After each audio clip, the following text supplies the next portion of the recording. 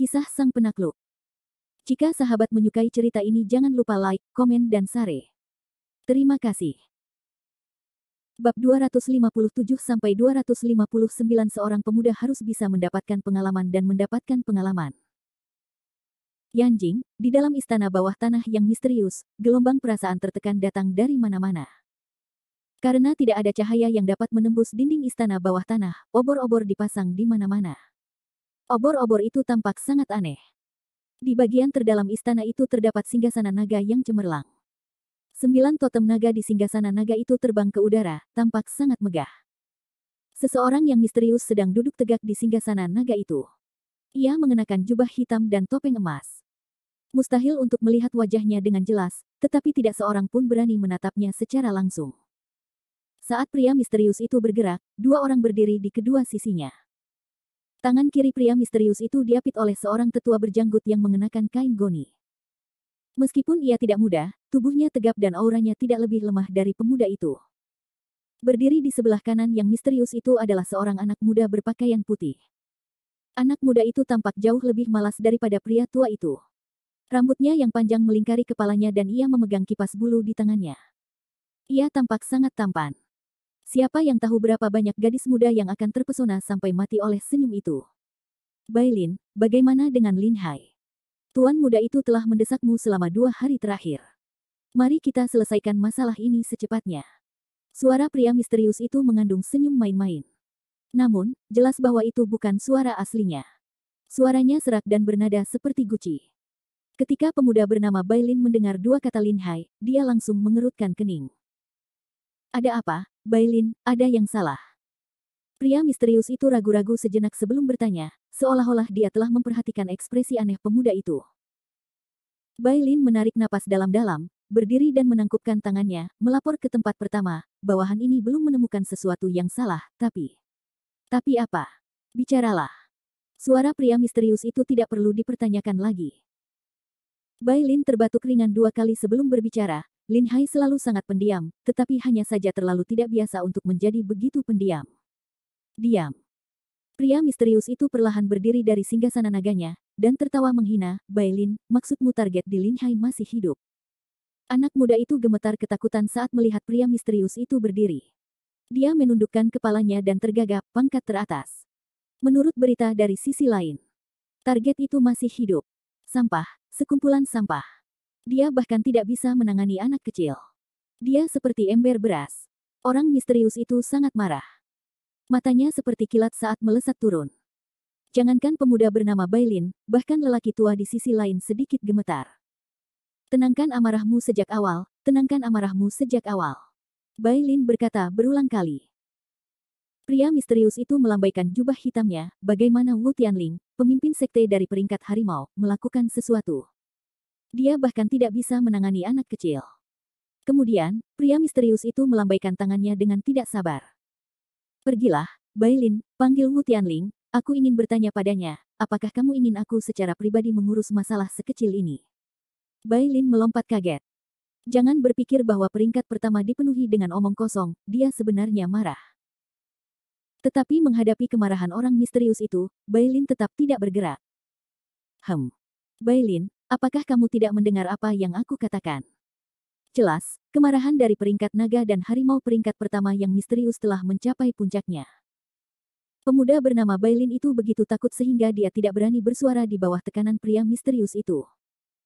Dia hanya bisa menatap pria tua di sisi lain dengan penuh arti, berharap pria tua itu akan keluar dan menyelamatkan mereka. Pria tua itu melihat ekspresi menyakitkan di wajah Bailin dan segera berdiri. Pria misterius itu menoleh, menatap pria tua itu dan terkekeh, Paman bela diri, apakah Anda punya sesuatu untuk dikatakan? Meskipun mereka secara nominal saling memanggil Paman bela diri, jelas bahwa mereka memiliki hubungan bawahan. Pria tua itu tidak mencoba untuk bertindak tua. Sebaliknya, dia menundukkan kepalanya dan berkata dengan hormat, melapor ke peringkat pertama, saya khawatir kita tidak akan dapat menghubungi Tuan Cabang Wu untuk saat ini. Alih-alih marah, orang misterius itu tertawa, oh, kenapa begitu? Tetua itu tergagap, 2 hari yang lalu, markas besar kami kehilangan kontak dengan arah Lin Hai. Tampaknya, kepala cabang Wu dan orang-orang di bawah komandonya menghilang dalam rentang waktu 1 malam. Setelah jeda sebentar, lelaki tua itu melanjutkan, orang tua ini telah mengirim kelompok elang burung pipit besi ke Lin Hai tadi malam untuk memeriksa apa yang terjadi di sana. Saya yakin mereka akan dapat tiba di Lin Hai paling lambat malam ini, dan mengirimkan kembali informasi yang mereka terima. Sambil mendengus ragu-ragu, lelaki misterius itu bertanya, koneksi terputus. Apa yang terjadi? Mungkinkah kelompok peringkat harimau Wu Tianling hancur total? Bagaimana mungkin? Pemuda bernama Bailin berdiri sekali lagi dan berkata dengan tak berdaya, melapor ke tempat pertama, bukan hanya Wu Tianling yang kehilangan koneksinya, bahkan pengawal pembunuh September yang ditempatkan di Jiangnan juga kehilangannya. Seketika, hembusan ki yang kuat melonjak di sekitar tubuh orang misterius itu, tekanan itu membuat Bailin dan lelaki tua itu tidak bisa bergerak. Hehe, menarik, menarik. Aku tidak pernah menyangka bahwa sekelompok tim peringkat harimau dan seluruh pengawal pembunuh September akan hancur di tempat kecil seperti Lin Hai. Ini adalah sesuatu yang belum pernah terjadi sebelumnya dalam sejarah peringkat naga dan harimauku. Bailin dan lelaki tua itu saling memandang, tetapi tidak ada dari mereka yang berani menyela. Mereka hanya bisa mendengarkan perintah dari peringkat pertama yang misterius itu. Dengan sangat cepat, lelaki misterius itu melambaikan lengan bajunya lagi. Tidak ada seorang pun di dunia ini yang tidak bisa kubunuh, Dragon and Tiger Rankings. Terlepas dari apa yang istimewa dari pemuda dari Lin Hai itu, karena aku, Dragon and Tiger Rankings, telah menerima misi ini, aku harus menghabisinya. Bailin. Bawahanmu ada di sini. Pergilah, kumpulkan Long Air dari Dragon Rankings dan bawa dia ke sini. Biarkan mereka pergi ke Lin Hai bersama-sama dan selesaikan masalah ini secepatnya. Ya, bawahan ini akan segera pergi. Bailin segera berbalik dan pergi. Lelaki tua itu mengerutkan kening dalam-dalam, dan berkata setelah ragu sejenak, peringkat 1, tuan muda dari keluarga Y itu tampaknya hanya menghasilkan cukup banyak bunga merah untuk Tiger Ranking, bukankah menggunakan Dragon Ranking terlalu merepotkan? Pria misterius itu tertawa, Paman Guru, kau harus tetap waspada. Uang bukanlah apa-apa. Tidak mungkin bagi kita, para naga dan harimau, untuk selalu hidup dalam kegelapan, dan kali ini si idiot keluarga Y telah mengambil inisiatif untuk datang ke depan pintu rumah kita. Ini adalah kesempatan, kita harus memanfaatkan kesempatan ini. Aku percaya setelah masalah ini selesai, tuan muda dari keluarga Y itu akan memiliki lebih banyak area untuk menggunakan kita di masa depan. Pria tua itu mendesis, dan berkata, pangkat pertama berarti mengangkat tuan muda dari keluarga Y itu ke posisi itu, dan kemudian membawa putra surga. Tanpa menunggu pria tua itu selesai berbicara, pria misterius itu menatapnya, dan kemudian berkata dengan nada yang sangat misterius, Paman Guru, hal semacam ini hanya dapat dipahami, tidak dapat dikatakan, tidak dapat dikatakan, tidak dapat dikatakan. Ya, bawahan ini mengerti. Pria tua itu terkejut dan segera menutup mulutnya. Pada saat ini, orang misterius itu sedang berbaring di singgasana naga, jari-jarinya terus-menerus mengetuk sandaran tangan singgasana naga, Wu Tianling, mengapa dia menghilang tanpa alasan? Ini aneh, ada yang mencurigakan tentang ini. Tepat ketika orang misterius itu berbicara tentang Wu Tianling, dia tidak tahu bahwa Yanjing milik Wu Tianling berada tepat di bawah hidungnya, tetapi tempat itu adalah sesuatu yang tidak berani dipikirkan orang ini, juga tidak dia duga akan ditemukan. Di luar Yanjing, di Gunung Delapan Penglihatan, seorang sosok paruh baya berpakaian putih berdiri dengan tangan di belakang punggungnya, menatap seluruh Yanjing dari puncak. Tatapan orang itu menyapu seluruh wilayah Yanjing sekali, dan kemudian menatap kaki gunung dengan cara yang tidak jelas, seolah-olah dia sedang melihat langsung ke bawah melalui tanah ke istana bawah tanah misterius di kaki gunung. Tidak lama kemudian, senyum licik muncul di wajah orang itu sambil mengejek, menurutmu, apakah jika Luo Qiming tahu bahwa kau sedang berdiri di atasnya sekarang, dia akan menjadi gila? Pada saat ini, sebuah sosok muncul di belakang orang itu. Dia berpakaian hitam, dan tampak sangat hormat. Orang ini tidak lain adalah Wu Tianling, yang berada di peringkat naga dan harimau kelima. Wu Tianling menundukkan kepalanya, dan berkata kepada orang itu, kepala sekolah superior sangat cerdas, bagaimana mungkin Ai Qiming bisa dibandingkan? Haha. Pria paruh baya itu tertawa. Jelas bahwa dia memiliki kemampuan untuk menahan sanjungan semacam ini. Dia tidak menjawab dan hanya berkata, gelap di bawah lampu. Ini yang disebut gelap di bawah lampu. Perlahan berbalik, pria paruh baya itu berkata kepada Wu Tianling, karena kau sudah kembali, apakah itu berarti kau sudah menyelesaikan masalah dengan Lin Hai? Ya, sudah diurus. Namun, tapi apa? Pria paruh baya itu bertanya dengan rasa ingin tahu. Namun, pertumbuhan Tuan Muda sudah jauh melampaui imajinasiku. Dalam pertempuran Gunung Souyang, bawahan ini bahkan tidak menggunakan kekuatan apapun, dan Tuan Muda seorang diri membasmi Lou Tiancheng dan pengawal pembunuh September. Ini adalah sesuatu yang sama sekali tidak diharapkan oleh bawahan ini. Oh. Wajah pria paruh baya itu menunjukkan sedikit keterkejutan saat dia bergumam pada dirinya sendiri. Musan hanya mengatakan anak itu bisa menjadi ahli dalam tahap sapi harimau. Aku tidak menyangka bahwa kita masih meremehkannya. Untuk dapat membasmi Lou Tiancheng dan pengawal pembunuh September, tampaknya dia setidaknya berada di tahap tengah gajah naga. Hehe, sepertinya anak ini telah menipu semua orang. Meskipun dia mengatakan ini, ekspresi pria paruh baya itu adalah ekspresi kebahagiaan, kegembiraan, dan kebanggaan yang terlihat jelas di wajahnya. Tatapannya sekali lagi menyapu tubuh Wu Tianling, pria paruh baya misterius itu terkekeh, kehilangan satu Dragon Elephant Stage, 1 September Killing Guard, menurutmu Ai Qiming akan melakukannya seperti ini? Wu Tianling berpikir sejenak dan berkata, dalam pertempuran Gunung Souyang ini, kekuatan peringkat naga dan harimau di selatan sungai hampir tercabut. Kurasa Ai Qiming seharusnya tidak membuat gerakan apapun dalam waktu sesingkat ini, kan? Paling tidak, Tuan Muda seharusnya aman untuk saat ini. Aman. Pria paruh baya itu tertawa dingin, menurutku belum tentu begitu. Kalau perkiraanku tidak salah, dia pasti akan membiarkan peringkat naga mengambil tindakan saat peringkat harimau tidak menyelesaikan masalah. Dan kali ini, lebih dari satu ahli tahap gajah naga akan ikut. Wu Tianling menjadi cepat tanggap dan buru-buru bertanya, lalu apa yang harus kita lakukan? 2 ahli tahap gajah naga, keselamatan Tuan Muda.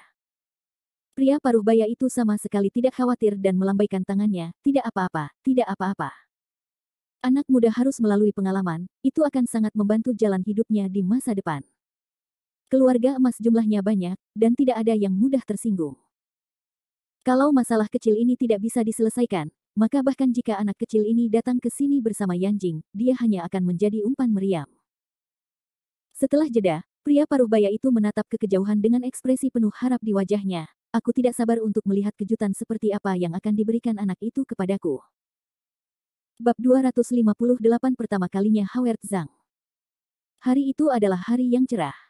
Matahari bulan Juni begitu terik hingga menyilaukan. Tepat saat ia menghilang selama sehari semalam, Kevin Ye, orang terkenal ini, kembali lagi ke sekolah. Namun, saat Kevin Ye kembali ke kampus dan ruang kelas yang sudah dikenalnya, ia kembali menjadi pusat perhatian. Karena saat Kevin Ye kembali, bersama dengan gadis sekolah biasa Lin Sailing, yang telah menghilang selama sehari semalam seperti dirinya, juga muncul.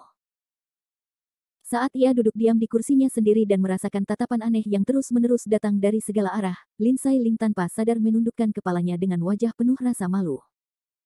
Ekspresi memikat Lin Sailing, yang seperti angin musim semi yang mencair, membuat siswa SMA kelas 2 kelas 11 semakin membayangkannya. Bagaimanapun, hubungan antara Kevin Ye dan dirinya sendiri awalnya sedekat yang bisa terjadi, dan sekarang setelah ia menghilang pada saat yang sama selama sehari semalam dan kembali ke sekolah pada saat yang sama, hal itu membuat orang-orang semakin curiga. Beberapa siswa laki-laki bahkan memiliki gambaran tentang anak-anak yang tidak cocok yang muncul di benak mereka. Hei, kamu bilang Kevin Ye dan Lin Sailing, mereka berdua seharusnya tidak nyata. Kamu tidak boleh mengatakan hal-hal seperti itu. Tidak kusangka dewiku juga jatuh. Ada jejak diskusi jahat yang tercampur dalam suara bacaan yang jelas. Namun, masalah seperti itu antara seorang pria dan seorang wanita di sekolah menengah tidak lebih dari sekadar obrolan kosong bagi semua orang. Namun, ada satu orang yang hancur jauh di dalam hatinya, dan itu adalah Qiao Yu. Mendengar diskusi itu, kemarahan Qiao Yu mencapai puncaknya, dan melihat Kevin Ye dan Lin Sailing yang tidak jauh, mata Qiao Yu menjadi merah, dan dia mendengar Qiao Yu bergumam, sepasang bajingan, aku Tuan Muda, aku Tuan Muda.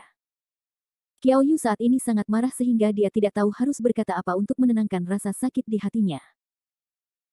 Zhao Longxing, yang merupakan anjing paling setia di sisi Qiao Yu, segera memiringkan kepalanya dan menghiburnya, Tuan Muda Yu, jangan marah. Zhao Longxing melanjutkan, terlebih lagi, kita semua memiliki kecantikan sebanyak awan, Tuan Muda Yu, mengapa Anda peduli dengan Lin Sailing? Diam. Qiao Yu berteriak, membuat Zhao Longxing sangat takut sehingga dia segera menutup mulutnya. Qiao Yu melanjutkan, memangnya kenapa kalau aku kalah?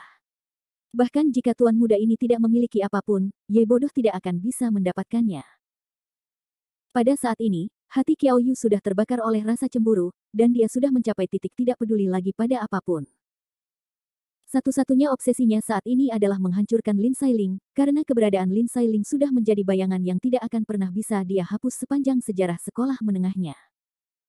Zhao Longxing menjulurkan kepalanya, dan tertawa nakal, Tuan Muda Yu, jika Anda ingin menghancurkan Ye Bodoh dan Lin Sailing itu, mengapa tidak? Saya punya solusi di sini, kita bisa segera memisahkan mereka. Qiao Yu terkejut, dan berkata dengan heran, oh, apa yang bisa saya lakukan untuk Anda? Ceritakan tentang itu. Zhao Longxing terkikik, dan berbisik di telinga Qiao Yu beberapa saat. Ekspresi Qiao Yu segera berubah dari marah menjadi senyum cemerlang. Dia menepuk bahu Zhao Longxing dan berkata, tidak buruk, mengapa saya tidak memikirkan metode yang begitu bagus? Zhao Longxing tertawa, Tuan Muda Yu, mari kita hadapi Ye Bodoh kali ini, mari kita lihat apa yang bisa dia lakukan. Qiao Yu bertepuk tangan, baiklah, aku serahkan masalah ini padamu, kau harus menanganinya dengan baik, saat itu, aku akan memberimu hadiah yang besar. Baiklah, Tuan Muda Yu, tolong lakukan, aku akan mengurus masalah ini dengan baik. Di samping, Qiao Yu dan Zhao Longxing sedang berdiskusi tentang rencana jahat. Di sisi lain, Mia Fang sedang duduk di sisi meja dengan kepala tertunduk, jari-jarinya tak dapat menahan diri untuk tidak melingkari meja, tampak seperti dia telah kehilangan jiwanya. Dari waktu ke waktu, Mia Fang akan mengangkat kepalanya dan melirik Kevin Ye dan Lin Sailing di depannya. Ekspresinya terkadang manis, dan terkadang kecewa. Namun, gadis kecil Lanakin itu tampak tidak berperasaan, dia menggunakan buku pelajarannya untuk menutupi wajahnya dan diam-diam menggigit roti di bawah meja. Ekspresi itu benar-benar menggemaskan. Mia Fang melirik ke arah amitinya sendiri, dan dengan tidak senang merendahkan suaranya, makan dan makan, kau hanya tahu cara makan. Lanakin tertawa dan berkata, makan, minum, dan tidur, 5 peristiwa besar dalam kehidupan, Mia Fang, bagaimana aku bisa punya kekuatan untuk marah jika aku tidak makan sampai kenyang? Kenapa kau tidak mencoba sedikit saja? Lanakin merobek sepotong roti dan memberikannya pada Mia Fang. Mia Fang memutar matanya dengan keras, dan bahkan lebih kesal dengan godaan Lanakin, Lan, bisakah kau menyediakan beberapa makanan ringan? Jangan bilang kau benar-benar tidak peduli apa yang Kevin Ye dan Lin Sailing lakukan tadi malam. Lanakin mengerutkan bibirnya, tidak masalah, tapi apa gunanya peduli? Apa yang harus dilakukan sudah terjadi, jangan bilang kau masih bisa menghentikannya. Mia Fang tidak dapat menyangkal bahwa Lanakin mengatakan kebenaran, tetapi Mia Fang tidak dapat melakukannya dengan cara yang begitu riang. Lanakin terkekeh dan berkata, Mia Fang, jika kau benar-benar ingin tahu tentang apa yang terjadi pada mereka tadi malam, maka aku akan membantumu bertanya. Mengapa harus sulit bagiku? Tidak. Mia Fang cemberut, wajahnya dipenuhi dengan ketidaksenangan. Sudut mulutnya berkedut, Mia Fang bergumam, dan menatap Kevin Ye yang duduk di depannya dengan penuh harap, seolah-olah dia sedang menunggu sesuatu. Malam itu di bioskop, keintiman level 1 Kevin Ye tampaknya telah mengakui hubungan antara dirinya dan Mia Fang. Menurut pendapat Mia Fang, karena Kevin Ye telah mengakui status tunangannya, setidaknya dia akan menjelaskan hal-hal kepadanya atas inisiatifnya sendiri mengenai Lin Sailing. Sebagai sahabat terbaik Mia Fang, Lanakin secara alami mengetahui obsesi di dalam hatinya. Melihat sahabat baiknya dan sahabatnya, Lanakin hanya bisa menghela nafas dan berpikir dalam hati, laguku yang manis, saat ini, bagaimana kau masih bisa peduli dengan orang yang tidak berwajah seperti itu? Jika kau terus bertekad seperti itu, Kevin Ye hanya akan terus berjalan semakin jauh darimu. Setelah menunggu lama, sampai akhir pelajaran pagi, Mia Fang tidak menunggu Kevin Ye menjelaskan jadi dia hanya duduk di sana merajuk. Ding ling ling, ding ling ling. Mengikuti suara bel yang jelas berbunyi, koridor di luar kelas menjadi ramai. Tidak lama kemudian, 2 sosok muncul di pintu masuk kelas 11, kepala mereka terentang dan otak mereka terentang. Melihat duo yang lucu itu, Kevin Ye tertawa pelan, lalu berdiri dan pergi untuk menyambut mereka. Liu Tua, Hyacin, kapan kalian berdua punya waktu untuk datang berkunjung? Kevin Ye tersenyum dan berkata kepada 2 orang di luar pintu. Namun, Howard Zhang yang biasanya riang sekarang memiliki wajah yang malu-malu, seperti anak kecil yang murni dan polos. Di sisi lain, Michael Liu masih sama, tertawa sambil berkata, Saudara Ye, kamu masih menyembunyikan kekuatanmu, baru beberapa hari, aku tidak pernah menyangka bahwa kamu akan mampu mengalahkan gadis cantik sekolah kita yang malang, dan benar-benar meninggalkannya sepanjang malam. Ini berita bagus. Kevin Ye mengerutkan bibirnya, tertawa, dan berkata, apakah semua siswa saat ini begitu bosan? Apakah kalian semua suka mengajariku hal-hal ini? Hehe, benar sekali, Saudara Ye adalah orang terbaik di sekolah kita saat ini. Setiap gerakanmu adalah sesuatu yang akan diperhatikan oleh seluruh sekolah. Membosankan. Kevin Ye berkata dengan nada tidak senang, apakah ini alasan kalian berdua datang berkunjung hari ini? Jika karena masalah ini, aku akan kembali ke kelas. Aku tidak punya waktu untuk bergosip dengan kalian berdua. Melihat Kevin Ye hendak berbalik dan pergi, Michael Liu segera menghentikannya, jangan, jangan, jangan. Kakak Ye, kami benar-benar punya sesuatu untuk dibicarakan denganmu hari ini. Kemudian, Michael Liu tertawa misterius dan menarik Kevin Ye, itu kakak Ye, ayo kita pergi ke panggung langit untuk berbicara, oke? Kevin Ye mengerutkan bibirnya dan berkata, jika kamu punya sesuatu untuk dikatakan, katakan saja, untuk membuatnya begitu misterius, kamu sama sekali bukan laki-laki. Michael Liu tertawa sinis, dan menatap Howard Zhang dengan pandangan yang tidak jelas, Hyacin, kakak ini hanya bisa membantumu sampai titik ini, yang lainnya terserah padamu. Jika kamu punya sesuatu untuk dikatakan, katakan langsung kepada kakak Ye. Setelah itu, Michael Liu mundur ke samping, tampak seolah-olah sedang menunggu untuk menonton pertunjukan yang bagus. Howard Zhang merasa malu dan melihat sekeliling, tergagap sampai-sampai dia tidak bisa mengatakannya. Kevin Ye melihat ekspresi Howard Zhang dan menjadi cemas. Hyacin, jika kamu punya sesuatu untuk dikatakan, katakan saja, jangan ragu untuk mengatakannya. Wajah Howard Zhang penuh dengan kepura-puraan, dan setelah menggunakan bakat jangka panjang yang cukup banyak, dia diam-diam mengeluarkan sesuatu dari tubuhnya. Itu tampak seperti surat. Itu adalah surat biru muda dan catatan di atasnya sangat halus dan cantik. Apa ini? Kevin Ye bertanya dengan bingung. Michael Liu tertawa dan menyela, apalagi itu, surat cinta. Sambil tertawa, Michael Liu melanjutkan bicaranya, akhir-akhir ini, Hyacin sering datang ke acara seperti itu. Sejak dia menunjukkan kekuatan ilahinya di atas panggung terakhir kali, dan memilih seluruh taekwondo, dia telah menjadi kekasih impian semua gadis di sekolah. Bukankah bocah nakal ini menerima surat cinta lagi kemarin? Kevin Ye memegang surat itu di tangannya, dan menatap Howard Zhang dengan ekspresi bingung, Hyacin, mengapa kamu menerima surat cinta untukku? Aku, Howard Zhang tergagap lama, cemberut, tetapi tidak dapat mengatakan apapun. Sekali lagi, sebagai juru bicara Howard Zhang, Michael Liu tertawa, kakak Ye, kamu tidak tahu tentang ini, meskipun Hyacin sangat galak di atas panggung, tetapi dalam hal hubungan, dia masih perawan kecil yang murni dan polos. Dia telah menyebutkan dalam surat itu bahwa dia akan berada di Lakahat Park pada Sabtu malam. Kamu mencari bantuanku. Kevin Ye tertawa meremehkan dirinya sendiri, aku bukan ahli emosi, trik apa saja yang bisa saya ambil. Howard Zhang melihat bahwa Kevin Ye ingin meletakkan jabatannya dan dengan cemas berkata, Saudara Ye, meskipun Anda bukan ahli emosi, tetapi Anda pasti menggoda tangan suci.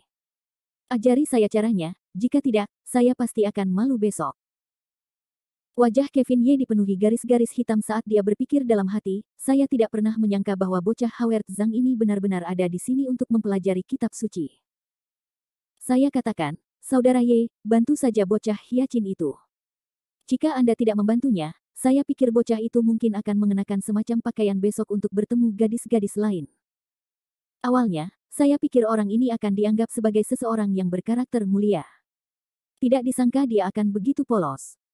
Dengan sekali lihat, saya dapat mengatakan bahwa ini adalah pertama kalinya baginya. Kali ini, Howard Zhang tidak membantah kata-katanya, tetapi dengan malu-malu menatap Kevin Ye dengan wajah penuh antisipasi. Kevin Ye merasakan sakit kepala datang saat dia berpikir dalam hati, apa ini, hal seperti keserakahan ini benar-benar ingin saya keluar. Sepertinya saya benar-benar dapat mempertimbangkan profesi seorang ahli emosi di masa depan. Bab 259 Kekasihku, kau harus bangkit. Hari itu adalah hari Jumat yang lain. Seperti biasa, Kevin Ye sedang belajar bahasa Inggris di apartemen guru Sindikin sebagai murid teladan. Sekitar pukul 8 malam, alunan musik dari panci dan wajan terdengar di asrama guru, diikuti oleh aroma yang menusuk hidung. Aromanya saja sudah cukup untuk membuat orang meneteskan air liur. Kevin Ye duduk di meja makan, menunggu dengan sabar. Meskipun apartemen guru Sindikin tidak besar, ruangan itu sangat hangat dan nyaman. Tidak lama kemudian, Sindikin yang mengenakan celemek, mengeluarkan banyak hidangan lezat sambil tersenyum, dan memanggil Kevin Ye. Kevin Ye, kamu sudah menyelesaikan makalahmu begitu lama, kamu pasti lapar, makanlah apapun yang kamu mau dulu. Setelah mengatakan itu, Cindy Qin melepaskan celemek di tubuhnya, memperlihatkan gaun rendah hitam berpotongan rendah, sosoknya yang angkuh menampakkan dirinya di depan Kevin Ye. Kevin Ye menatap guru cantik di depannya dan langsung menelan ludahnya. Setelah itu, dia melirik piring-piring di atas meja dan bercanda, Profesor Qin, bagaimana Anda bisa makan dengan santai? Setelah itu, Kevin Ye mulai bergerak.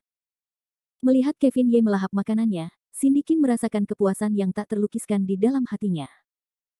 Dia tertawa dan berkata, makan lebih lambat, jangan tersedak, tidak ada yang ingin merebutnya darimu. Hehe, keterampilan memasak Profesor Qin benar-benar terlalu bagus, aku tidak bosan makan banyak. Mendengar pujian Kevin Ye, Cindy Qin tertawa bingung, wajahnya memerah, jika Anda suka, Anda bisa datang lebih sering. Sambil membawa mangkuk di tangannya, Kevin Ye ragu-ragu sejenak sebelum menatap lurus ke arah Cindy Qin dengan sepasang mata. Kemudian, tatapan itu secara alami terlepas dari wajah cantik Cindy Qin, dan dengan agresif menatap dada kerah rendah Cindy Qin, saat dia sekali lagi menelan ludah. Cindy Qin secara alami menyadari sikap tidak sopan Kevin Ye tatapan mata itu, tetapi dia tidak merasa jijik. Sebaliknya, dia cemberut dan berkata, bajingan kecil, apa yang kamu lihat secara acak setelah makan? Setelah menarik napas dalam-dalam, wajah Cindy Qin tiba-tiba memerah, seolah-olah dia menyukai tatapan kosong Kevin Ye. Kevin Ye tertawa nakal saat dia menarik kembali tatapannya dan berkata, aku hanya berpikir bahwa keterampilan memasak Profesor Qin sangat bagus, dan tubuhnya juga sangat bagus, pasti ada banyak pria yang akan menyukainya. Aku ingin tahu siapa yang akan memiliki keberuntungan besar untuk dapat menikah dengan Profesor Qin di masa depan. Dipuji oleh muridnya sendiri karena memiliki tubuh yang bagus pada awalnya adalah hal yang sangat memalukan, tetapi Cindy Qin tampaknya menikmatinya.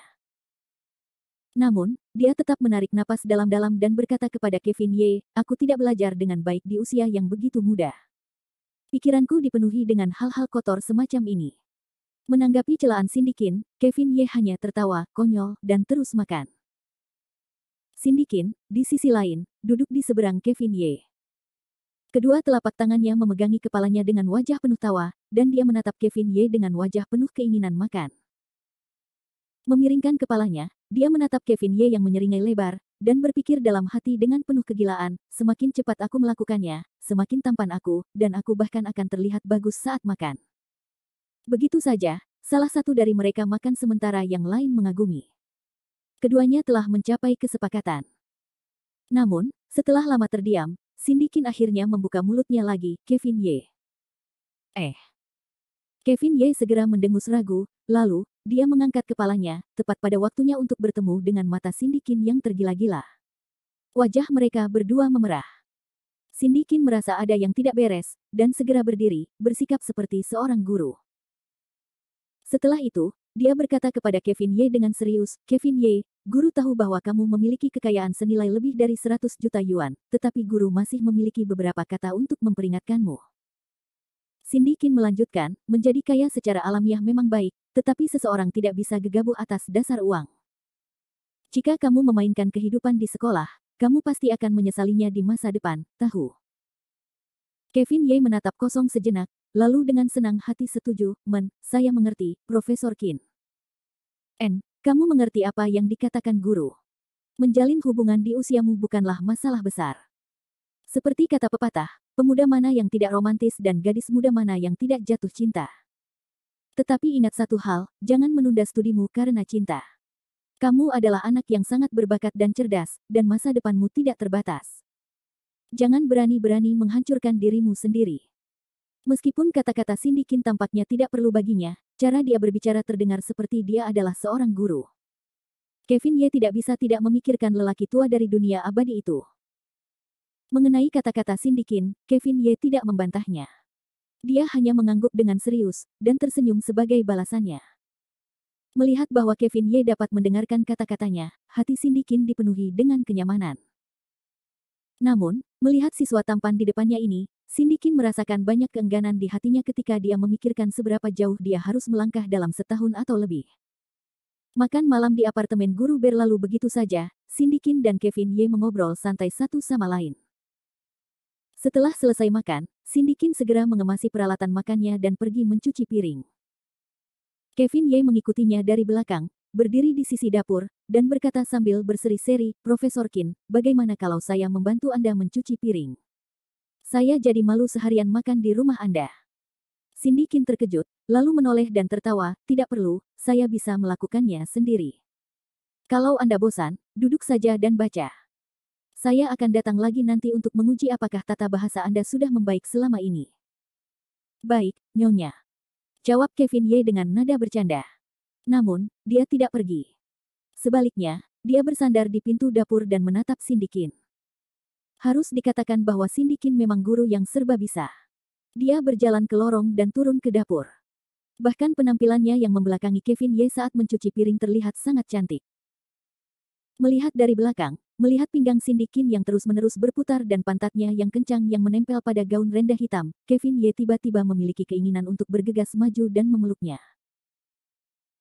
Namun dengan sangat cepat, api jahat ditekan oleh kiroh di sekitar tubuh Kevin Ye. Terlalu jahat, Falcon Ye, apa yang kamu pikirkan, bagaimana kamu bisa memiliki pikiran jahat terhadap gurumu sendiri, itu benar-benar tidak benar. Di satu sisi, Kevin Ye mengkritik dan mengkritik dirinya sendiri. Di sisi lain, tatapan Kevin Ye masih tertuju pada tubuh Cindy Qin yang halus. Namun tepat pada saat itu, serangkaian ketukan tergesa-gesa di pintu mengganggu pikiran jahat Kevin Ye. Cindy Qin bahkan tidak menoleh saat dia berkata, "Kevin Ye, pergi dan lihat siapa yang mengetuk pintu." "Baiklah." Kevin Ye menjawab, dan berjalan ke pintu dalam 3 langkah dan 2 langkah, dan membuka pintu apartemen guru. Berdiri di depan apartemen guru Cindy Qin adalah seorang sosok parubaya yang tampak berusia sekitar 30 tahun. Dia mengenakan setelan jas yang cukup pas, dan memegang seikat peri biru di tangannya. Melihat pintu asrama guru terbuka, orang itu berlutut dengan satu kaki tanpa melihat ke pintu. Ekspresi di wajahnya dipenuhi dengan kegembiraan. "Siner, menikahlah." Suara orang itu bergetar karena kegembiraan, tidak diketahui apakah itu karena seikat peri biru itu terlalu besar, menghalangi garis pandangnya, atau karena dia terlalu bersemangat dan hendak melamar begitu dia berdiri. Tetapi sebelum dia selesai berbicara, Kevin Ye memotongnya dengan senyuman, "Putriku, ayo berdiri. Begitu kamu mulai berlutut dan membungkuk, itu benar-benar membuat kami merasa tersanjung." Ketika lelaki itu tiba-tiba mendengar suara laki-laki yang begitu ceria, wajahnya langsung berubah pucat pasi. Suasana hatinya yang tadinya gembira langsung berubah menjadi abu, seolah-olah dia telah jatuh ke dalam gua es. Melompat dari tanah, suara lelaki itu sedingin es saat dia berkata dengan muram, "Siapa kamu? Mengapa kamu ada di apartemen guru Sin Er?"